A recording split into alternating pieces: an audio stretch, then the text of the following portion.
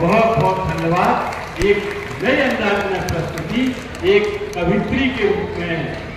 एक बहुत ही सुंदर प्रस्तुति कि जो एक जमाने को, एक शासन को, एक सत्ता को चेताना एक बहुत बड़ी बात होती है संवाद के माध्यम से। तब कहीं किसी ने कहा कि जो सोई हुई जनता को झकझोर कर जगाता है, जो सोई हुई जनता को झकझोर कर जगाता है,